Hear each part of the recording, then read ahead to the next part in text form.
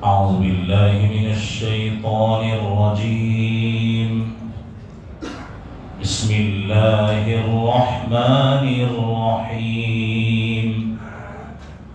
هدى للمتقين.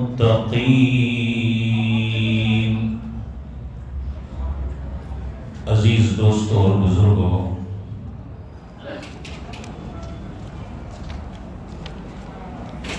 آج جو ہے اس آیت کریمہ کی ایک دوسرے انداز سے تشریح ہے. کل ایک منطقی انداز تھا، آج ایک دوسرا لاجیکلی انداز ہے. اس حساب سے اس کی تفسیر ہے. آیت کریمہ کا ترجمہ یہ ہے کہ یہ یقین سے بھرپور معزز و مکرم کتاب، یہ اللہ سے ڈرنے والوں کے لیے مکمل ہدایت ہے. اس کا مفہوم یہ ہے کہ تین باتیں ہیں اس میں. پہلی بات تو یہ ہے کہ سب سے پہلے انسان میں حق کی طلب پیدا ہوتی ہے. حق سمجھتے ہیں؟ سچائی، طلب، چاہت. سب سے پہلے انسان میں سچائی کی طلب پیدا ہوتی ہے. یہ ہر ایک کے ساتھ مسئلہ ہے، مسلمان ہو، غیر مسلم ہو، ہر ایک سچائی کا طلبگار ہوتا ہے. اس پہ تفسیر ہوگی انشاءاللہ. تو پہلے انسان میں حق کی طلب ہوتی ہے. دوسرا، جب حق اس کو حاصل ہو جاتا ہے تو اسے اللہ کا ڈر محسوس ہونے لگتا ہے. جب حق آ جاتا ہے نا، اللہ کا ڈر محسوس ہوتا ہے. تیسرا، ڈر کا مطلب یہ ہے کہ تقویٰ، اور جب تقویٰ آ گیا تو پھر ہدایت ملنا آسان ہو جاتا ہے. تو کتنی باتیں ہوئی؟ تین باتیں ہوئی. تو پہلی بات یہ ہے کہ انسان میں سب سے پہلے جو ہے حق کی طلب پیدا ہوتی ہے. دنیا کا بھی یہی معمول ہے. ہمارا کوئی مسئلہ ٹیڑھا ہو جاتا ہے تو ہم کورٹ میں مقدمہ کرتے ہیں. کوئی بڑا مسئلہ ہے تو سب سے پہلے لوکل کورٹ میں جاتے ہیں. سورت ہے تو سورت کی کورٹ میں جائیں گے. کوشش کرتے ہیں، بیٹھے نہیں رہتے ہیں. یہ صحیح کوشش، یہ تلاش ہے. کس کی؟ حق کی، کہ مجھے میرا حق مل جائے. حق کی تلاش ہے. اللہ نہیں کرے، خدا نہ خواستہ کہ سورت کے کورٹ سے مسئلہ حل نہیں ہوا تو پھر گجرات ہائی کورٹ میں جاتے ہیں، وہاں مسئلہ حل کرنے کوشش کرتے ہیں. اللہ نہیں کرے مسئلہ وہاں بھی حل نہیں ہوا تو پھر انڈین سپریم کورٹ میں جاتے ہیں، وہاں مسئلے کی سنوائی چاہتے ہیں کہ بھئی ہمارا کسی طریقے سے یہ مسئلہ کیا ہو جائے، حل ہو جائے. اللہ نہیں کرے وہاں بھی مسئلہ حل نہیں ہوا اور مقدمے کی صورتحال یہ ہے کہ اس کا تعلق لندن سے ہے تو ہم لندن کورٹ میں بھی جاتے ہیں، وہاں بھی جا کے کیس لڑتے ہیں کہ ہمیں اس پہ ہمارا حق مل جائے، کیس جیت جائے، ہم کو فتح ملے، ہمارا کام ہو جائے. تو صحیح کے بغیر، حق کی طلب کے بغیر، تلاش کے بغیر کوئی فائدہ نہیں ہے. اور ہدایت بھی اسی کو ملتی ہے جس کو حق کی طلب ہو. اس کو ہدایت کی طلب، اس کو ہدایت ملتی ہے. اور جو طلب سے انکار کرے کہ بھئی میں تو حق کی طلب کا انکار کرتا ہوں، اسے کچھ ملتا نہیں ہے. جس کو طلب ہوتی ہے اس کو مثال سے سمجھو. مثال کے طور پہ نل ہے، نل یا ٹوٹی ہے، ٹوٹی، اس کے نیچے ایک برتن رکھا ہے. ایک بڑا برتن ہے، ایک چھوٹا برتن ہے، چھوٹے منہ والا برتن ہے. اب وہ پانی بھرنا ہے اس میں. آپ نے نل چالو کر دیا، برتن کا منہ برابر نل کی ٹوٹی کے نیچے. تو سٹاسٹ پانی بھر جائے گا. چھوٹا برتن ہے تو جلدی بھرے گا، بڑا برتن ہے بھر جائے گا، تھوڑی دیر لگے گی. مگر کسی شخص نے اس برتن کو اونٹا کر دیا، اس کا جو پینڈا ہے وہ اوپر کر دیا. اب تم ٹیوب ویل بھی کھول دو گے تب بھی وہ برتن نہیں بھرے گا، سب پانی کیا ہو جائے گا؟ ضائع ہو جائے گا. کیونکہ اس کو کیا کر دیا آپ نے؟ بہت اونٹا کر دیا. ایسے ہی جو انسان حق کی تلاش میں اپنا سینہ، اپنا منہ اللہ کی طرف کر دیتا ہے تو اللہ اس کے سینے کو ہدایت سے بھر دیتے ہیں. اور جو شخص جو ہے اپنا دل الٹا کر دیتا ہے یا دل کے دروازے بند کر دیتا ہے، اللہ اس کو ہدایت سے محروم کر دیتے ہیں. اللہ اس کو ہدایت سے محروم کر دیتے ہیں. اس کی مثال سیرت نبوی سے ہم دیکھتے ہیں. سب سے پہلے نبی پاک صلی اللہ تعالی علیہ وآلہ وسلم، آپ پر وحی نازل ہوئی. آپ کو اندازہ بھی نہیں تھا کہ میرے اوپر فرشتہ اترے گا، مجھے دبائے گا، کھینچے گا اور کہے گا اقرا، پڑھ. ایسا کچھ اندازہ نہیں تھا. آپ کے دل میں نورانیت اتنی تھی کہ آپ ایک گوفا میں، ایک غار میں، جو غار سور ہے اس میں جا کے بیٹھ جاتے تھے. جیسے انشاءاللہ ہم کل سے غار سور میں بیٹھ جائیں گے، مسجد میں اعتکاف ہے. تو نبی پاک صلی اللہ علیہ وسلم کا یہ روز کا معمول تھا، بیٹھ کے ایک اللہ کا یقین، دھیان دل میں لانا. یہ آپ کا معمول. فرشتہ آ گیا، نورانی فرشتہ، اس نے آپ کو جکڑ کے دبایا اور کہا پڑھ. آپ نے یہ چیز کبھی دیکھی نہیں تھی. تو بھاگتے بھاگتے گھر پہ آئے. اس وقت آپ کے نکاح میں حضرت خدیجۃ الکبریٰ رضی اللہ تعالیٰ عنہ تھی. اما خدیجہ رضی اللہ عنہ. حضرت خدیجہ رضی اللہ تعالیٰ عنہ نے کہا کہ وہ کیا مسئلہ ہے، بہت پریشان ہے. تو محدثین نے اس کی دو تشریح فرمائی. ایک تشریح تو یہ بیان فرمائی کہ بعض حضرات یہ کہتے ہیں کہ رسول اکرم صلی اللہ علیہ وسلم کو اس بات کا یقین ہو گیا تھا کہ اللہ نہیں کرے مجھے جنون ہو گیا ہے. جنون یعنی پاگل پن. مجھے کچھ جنون ہو گیا ہے، میں کچھ پاگل ہو گیا ہوں، نعوذ باللہ. کہ یہ اس طریقے سے جیسے انڈیا میں ہے، ہندوستان میں، کہ بھائی ایسا وشواس ہے کہ بھوت ہے، جنات ہے، یہ کچھ اثرات انسان پر چھوڑ دیتے ہیں جس کی وجہ سے دماغی توازن خراب ہو جاتا ہے. انسان کا دماغی توازن خراب ہو جاتا ہے. تو اللہ نہیں کرے مجھے پاگل پن محسوس ہوا ہے، پاگل تو نہیں ہو گیا ہوں میں. مگر اس بات کو بھی محدثین نے ہی ریجیکٹ کر دیا کہ ایسا تو ہو نہیں سکتا کہ کوئی عجیب و غریب مخلوق نبی آخر الزمان صلی اللہ علیہ وسلم کی خدمت میں آئے اور آپ کے دماغ کی رسائی، سمجھ کی پہنچ وہاں تک نہ ہو سکے، ایسا ناممکن ہے.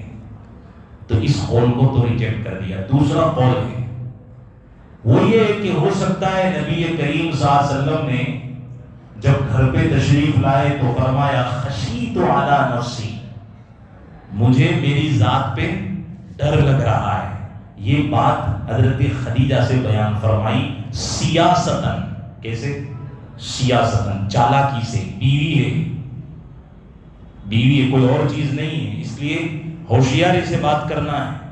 تو سیاستاً یہ بات فرمائی تاکہ حضرت خدیجہ کو ہمدردی پیدا ہو کہ میرے سرتاج، میرے شوہر کے ساتھ آخر کیا معاملہ پیش آیا ہے. کہتے ہیں تو حضرت خدیجہ رضی اللہ تعالیٰ عنہ نے بہت ان کو تسلی دی. زملونی زملونی، چادر اڑاؤ چادر اڑاؤ. پھر حضرت خدیجہ رضی اللہ تعالیٰ عنہ، دیکھو یہ میں کہہ رہا ہوں کہ سب سے پہلے حق کی طلب پیدا ہونا. یہ تقوی اسے آسانی سے ملتا نہیں ہے، پہلے حق کی طلب۔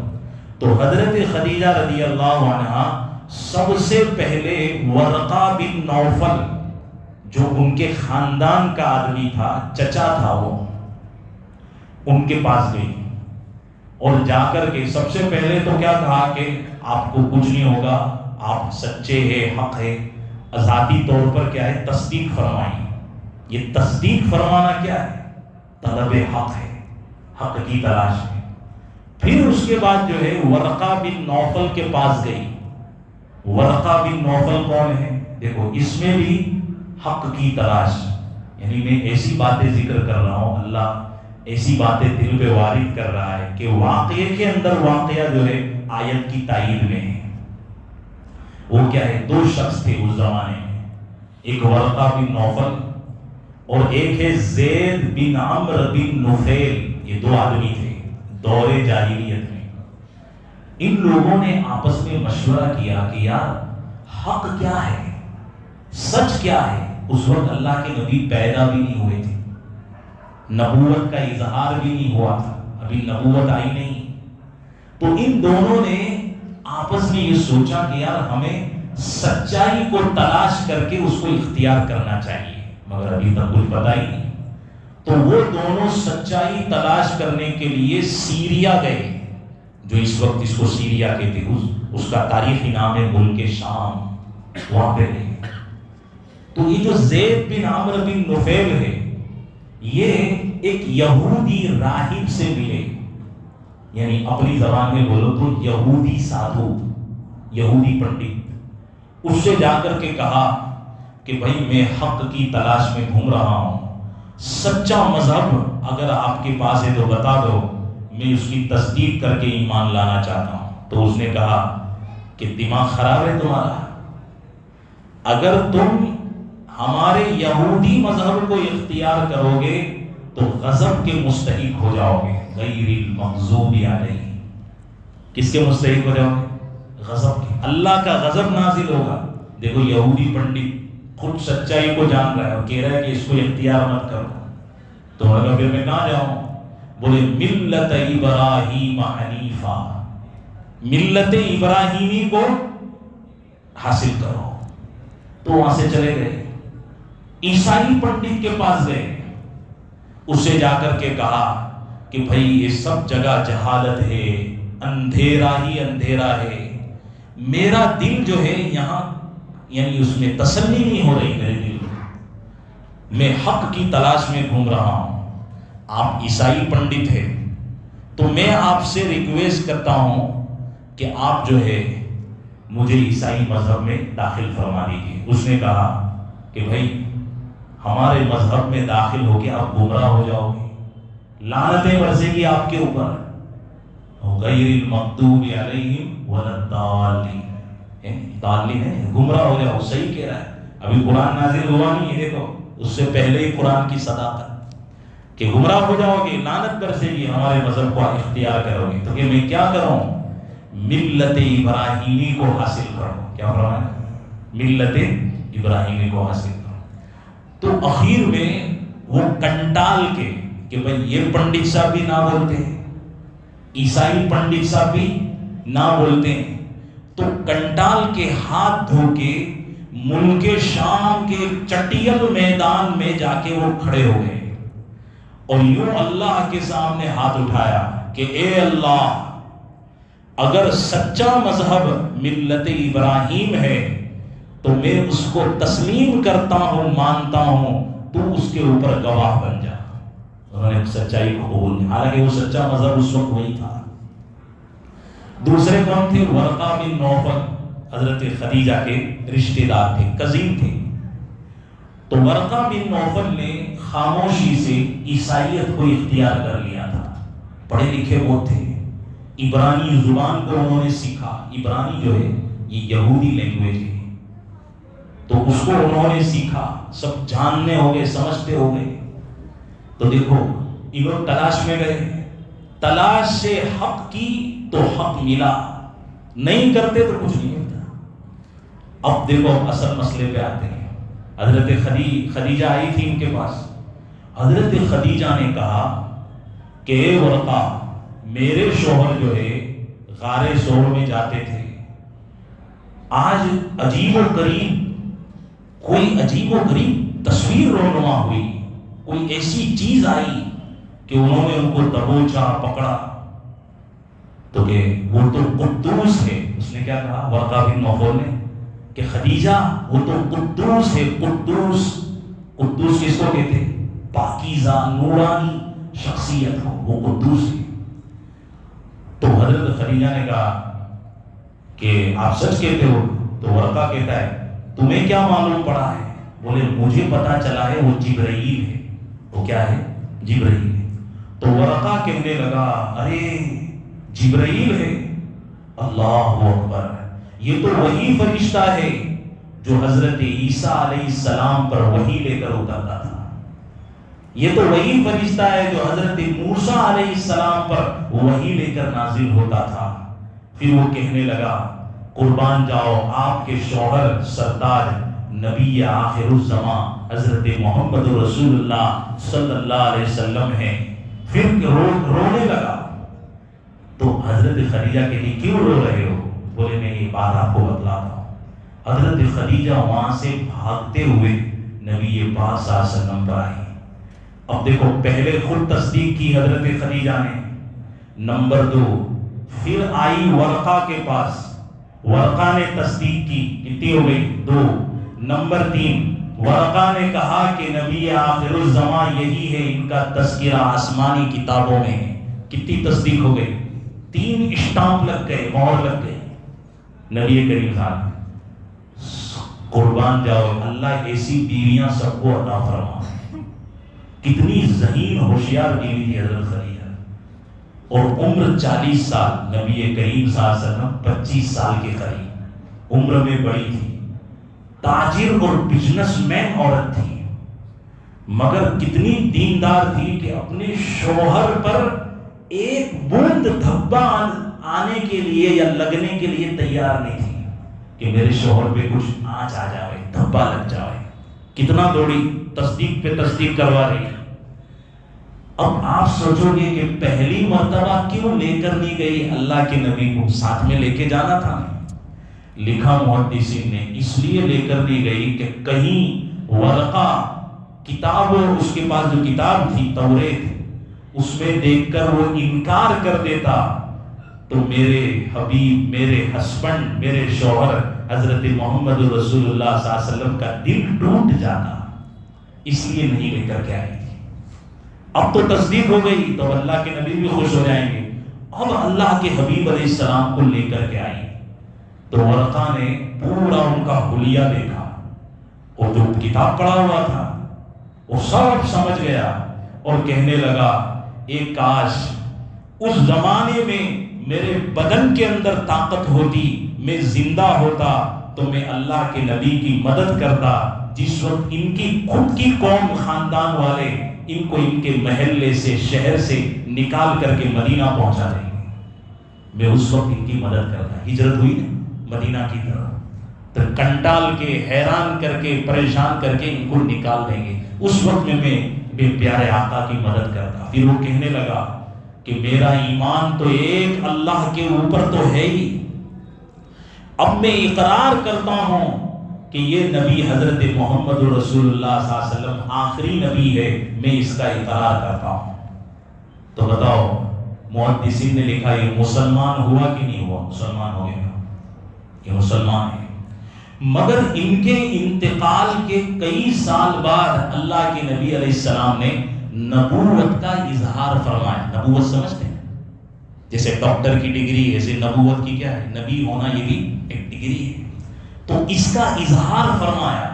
اس وقت ورقہ نہیں تھا، لیکن ورقہ نے تصدیق کر دی تھی، اس لیے محدثین نے لکھا کہ ورقہ صحابہ میں سے نہیں ہے، لیکن نیک اور سچے مومنین میں سے ہے۔ کس میں سے؟ نیک اور سچے ایمان والے مسلمان، وہ سچا مسلمان بن کے گیا۔ تو کتنی اچھی اس کی موت آئی۔ تو اس نے کیا کہا؟ کاش کے ایسا ہوتا۔ دیکھو حق کی تلاش ہے، ایک تلاش ایک عورت کر رہی ہے، اور ایک تلاش جو ہے اس کا قزیم کر رہا ہے۔ حق کی تلاش میں بہت فائدے ہیں دوستوں. حق کی تلاش میں کیا ہے؟ بہت فائدے ہیں. اللہ کے نبی علیہ الصلوۃ والسلام کو دلاسا بھی دے رہی ہے کہ آپ گھبراؤ مت، اللہ آپ کا کچھ نہیں بگاڑیں گے. کیوں؟ اس لیے کہ آپ جو ہے اپنے اور پرایوں کے ساتھ احسانات کا معاملہ فرماتے ہیں. تسلی دلا رہی ہے، ایک طرف توڑ بھی رہی ہے، تصدیق پہ تصدیق کروا رہی ہے. ادھر اللہ کے نبی پریشان ہیں تو ان کی پریشانی کو دور کرنے کے لیے تسلی دے رہی ہے. آج کل تو موبائل تسلی دیتے، کیا دیتے؟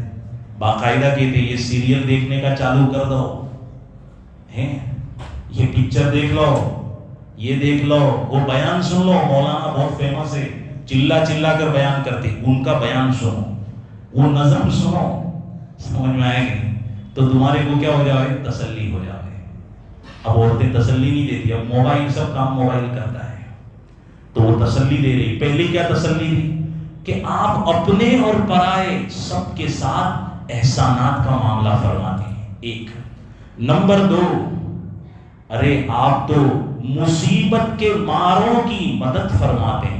کوئی انسان کبھی کس مصیبت میں ہے، کبھی تندرستی نہیں ہے، بیماری میں، ہاسپٹل میں ہے، کبھی گھر پہ چھت نہیں ہے، کبھی گھر میں راشن نہیں، آپ اس کی مدد فرماتے ہیں. نمبر 3، آپ گرے پڑے انسانوں کو اونچائی پہ لاتے ہیں، اٹھاتے ہیں. ہم لوگ کیا کرتے ہیں؟ ٹانگ کھینچتے ہیں. کیا کر رہے ہیں؟ ٹانگ کھینچتے. اور آپ کیا کر رہے ہیں؟ اس کا ہاتھ پکڑ کے کھینچتے ہیں کہ یہ بیچارہ بیکورڈ ہے، پیچھے چلا گیا ہے. اور ہمارے کاروبار ہے، بڑے بڑے عظیم وسیع کاروبار ہے، ہم کیوں نہیں اپنے اس پچھات ورگ بھائی ہے اس کا ہاتھ کھینچ کے اس کو بھی کیا ہے 1 پوزیشن پہ لے کے آ جاؤ گے. یہ نبی کریم صلی اللہ علیہ وسلم یہ کام کرتے ہیں. وَتُقْسِمُ الْمَعْدُومِ، اور اے میرے پیارے محبوب، میرے پیارے ہسبینڈ، آپ تو جو ہے معدوم کے معنی ہے جس نے سب کچھ کھو دیا ہو. انسان ہے، کبھی حالات ایک جیسے نہیں رہتے، پوزیشن نہیں ہوتی، وہ سب کچھ کھو دیا، مال چلا گیا، سب چلا گیا. آپ ایسے شخص کو کما کے لا کے دیتے ہو. وَتُقْسِمُ الْمَعْدُومِ وَتَحْمِلُ الْكَلِّ، یہ بخاری شریف کے الفاظ ہیں. کل کے معنی ہوتے ہیں بوجھ، بوجھل لوگ. سماج میں ایسے بھی لوگ ہوتے ہیں بیچارے، وہ مجبوری میں کسی کے کندھے پر بوجھ ہوتے ہیں. تو آپ ایسے بوجھل لوگوں کا بوجھ اٹھاتے ہو. کیا اٹھاتے ہو؟ وَتَحْمِلُ الْكَلِّ، بوجھل لوگوں کا بوجھ اٹھاتے ہو. تو آپ تو سب کو راحت پہنچاتے ہو، تو اللہ بھلا خدا آپ کا کیوں نقصان کریں گے؟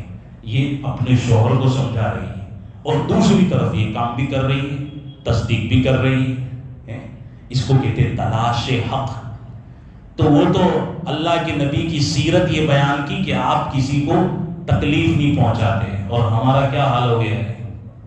جیسے ابھی میں یہاں سے تفسیر کر کے باہر نکلوں گا تو اصول یہ ہے کہ آپ کو کوئی مسئلہ پوچھنا ہے یا کچھ کرنا ہے، یا تو آپ پہلے سے ٹائم لے لیتے، یا میرا واٹس ایپ ہے اس پر آپ وائس SMS بھیج دیتے.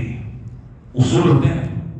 اب یا یہ کہ آپ پوچھتے کہ آپ کے پاس وقت ہو تو میں 2 منٹ بات کرنا چاہتا ہوں، مگر یہ کہ ڈائریکٹ ہی کیا ہے میرے اوپر اٹیک کر دیں گے، بھائی یہ کرو، یہ ہے، فلاں ہے، لمبی چوڑی بات چیت. بھائی میں روبوٹ تو نہیں ہونے کہ میں بیٹری سے چلتا ہوں. میں بھی آپ کی طرح انسان ہوں، میرے کو گھر پہنچنا ہے، کچھ کھانا وانا کھانا ہے، کچھ معمولات ہے، پھر سو جانا ہے کہ نہیں، فجر کی نماز کی تیاری کرنی. حضرت تھانوی قدس سرہ فرماتے ہیں، ایک مرتبہ ایک صاحب مجھے مل گئے، میں مسجد سے گھر جا رہا تھا. اب وہ باتیں کرتے جا رہے ہیں تو میں نے یہ سہولت کری کہ اس وقت برسات کا موسم تھا، ایک طرف کا رستہ سوکھا اچھا کلیئر تھا، دوسری طرف کادو کیچڑ. تو میں نے ان کو سوکھے رستے پہ سیٹ اپ کر دیا، میں کادو کیچڑ میں چلتا رہا.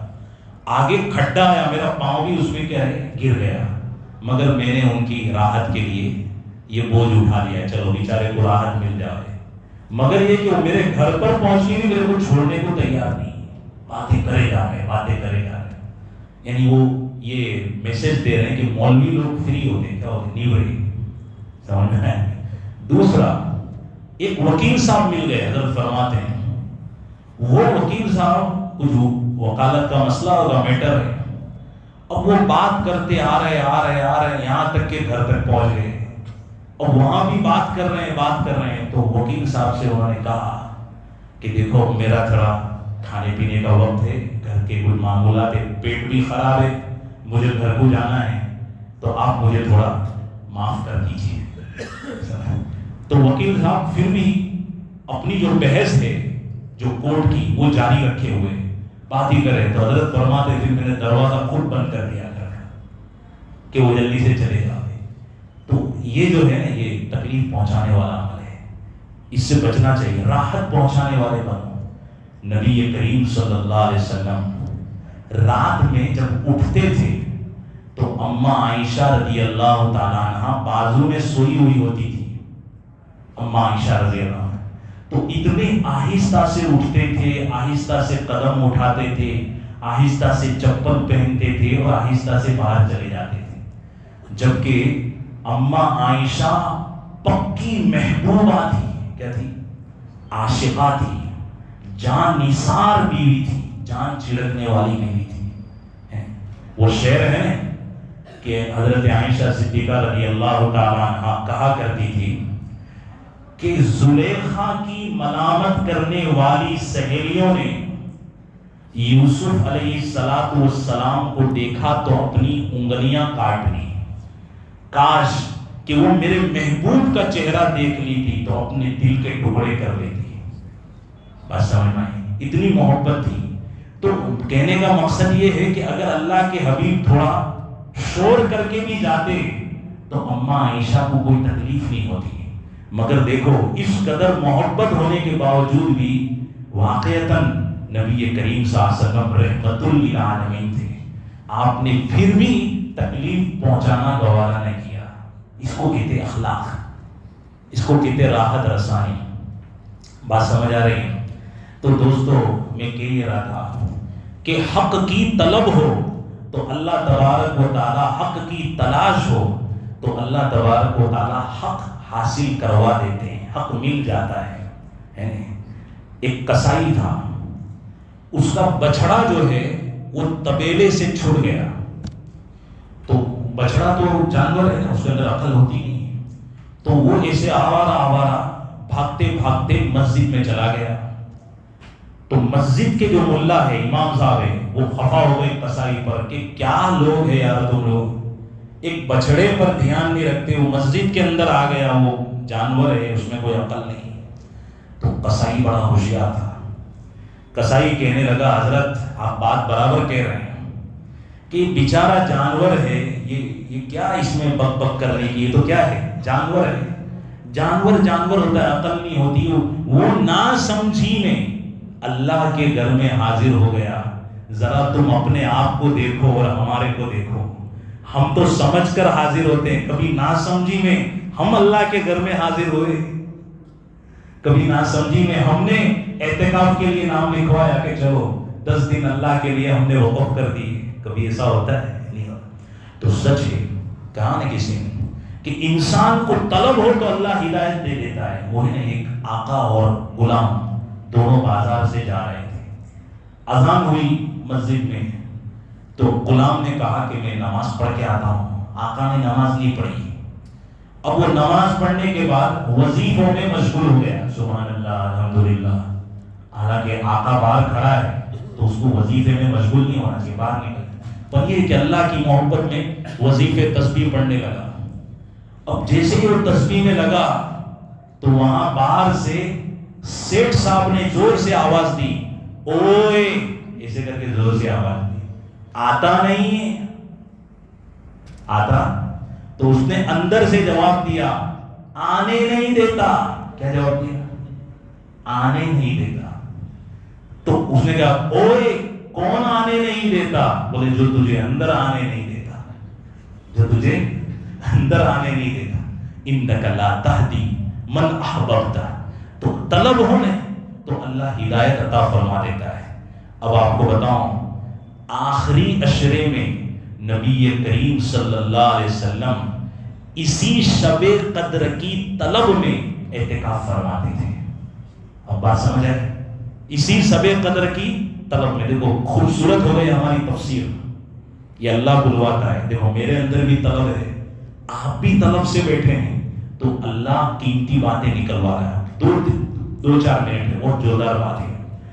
نبی مسلم شریف کی حدیث ہے، نبی پاک صلی اللہ علیہ وسلم رمضان کے پہلے عشرے کا اعتکاف کرتے تھے، رمضان کے پہلے عشرے کا، پھر اس کے بعد دوسرے عشرے کا اعتکاف کرتے تھے۔ پھر آپ نے فرمایا کہ ایک فرشتہ میرے پاس آیا اور وہ کہنے لگا کہ حضرت آپ یہ اعتکاف کیوں کرتے ہیں؟ بولے میں شب قدر کی تلاش میں اعتکاف کرتا ہوں، شب قدر کی تلاش۔ تو فرشتے نے آ کے کہا کہ شب قدر نتھنگ فرسٹ عشرہ، نتھنگ سیکنڈ عشرہ، پہلے عشرے میں شب قدر نہیں ہے، دوسرے عشرے میں شب قدر نہیں ہے، تو کون سے عشرے میں ہے؟ اس فرشتے نے کہا، مسلم شریف کی روایت ہے، آخری عشرے میں شب قدر کو تلاش کرو۔ کیا فرمایا؟ آخری عشرے میں شب قدر کو تلاش کرو، یہ مسلم شریف کی روایت ہے۔ تو دیکھو تلاش کرنے سے جووندہ یابندہ، ڈھونڈنے والا پا لیتا ہے۔ دوسری حدیث ہے، یہ بیہقی شریف میں ہے، نبی پاک صلی اللہ علیہ وسلم نے فرمایا جو شخص اللہ کی رضا کے لیے اخلاص کے ساتھ آخری عشرے کا اعتکاف کرتا ہے، جانو کیا ملے اس میں؟ اللہ تبارک و تعالی اپنے فضل سے 2 حج اور 2 عمرے کا ثواب عطا فرماتے ہیں۔ سبحان اللہ، 2 حج اور 2 عمرے کا ثواب عطا فرماتے ہیں۔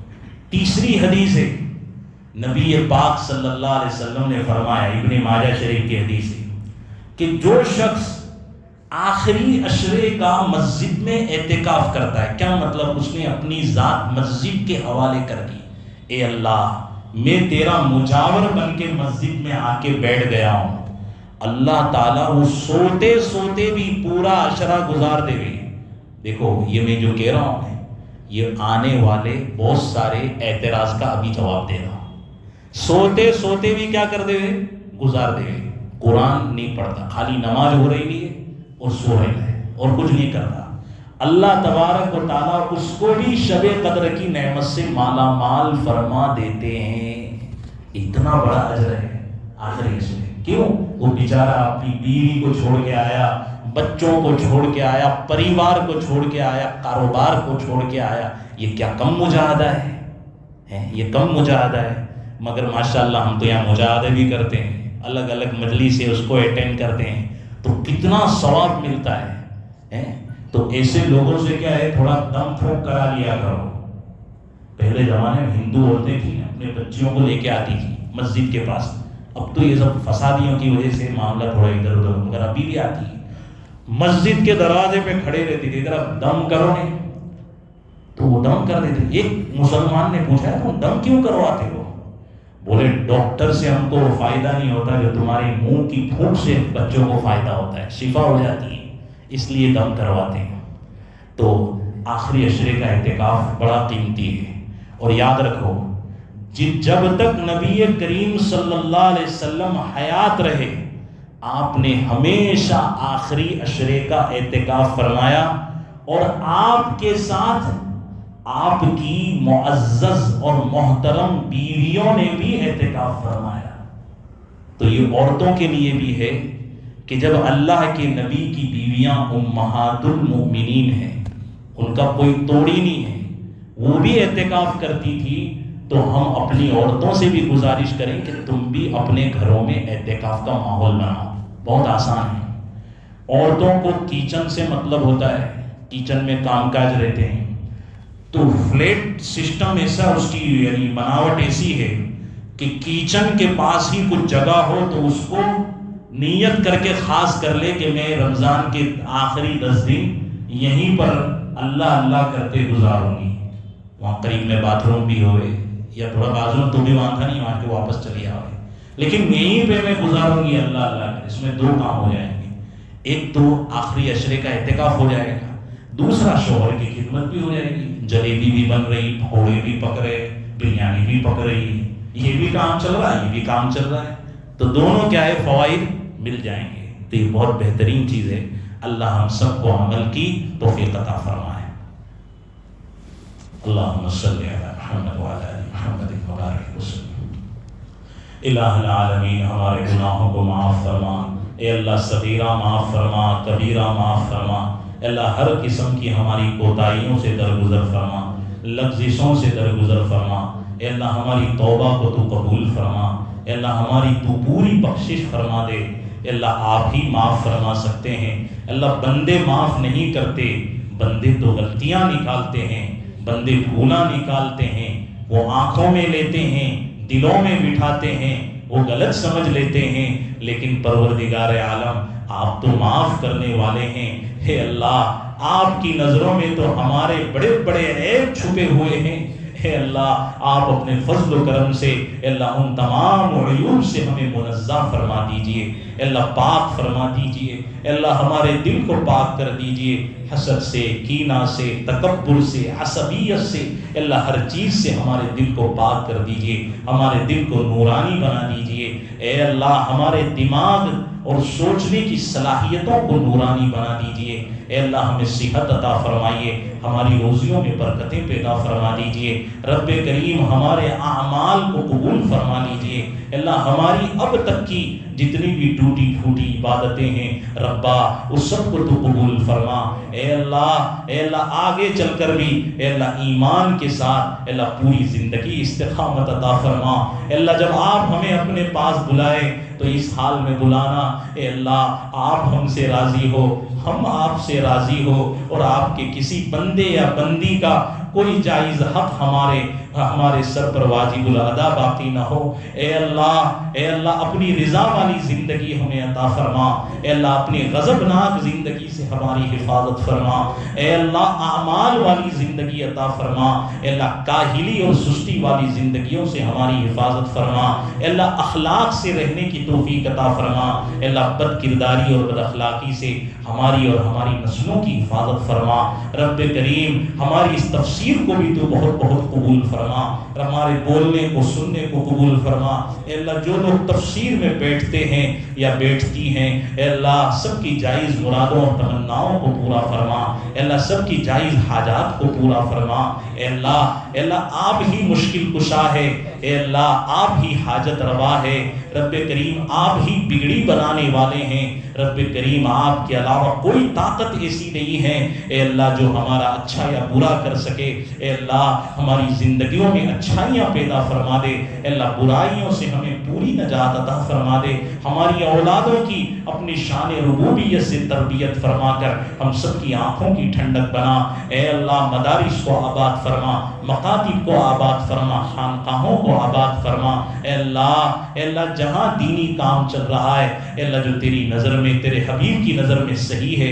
اے اللہ اس کو تو قبول فرما، اے اللہ ہماری اس دعا کو نبی پاک صلی اللہ علیہ وسلم کے صدقے توفیق میں قبول فرما، وصلی اللہ علی النبی الکریم محمد و آلہ و صحبہ اجمعین برحمتک یا رحمت۔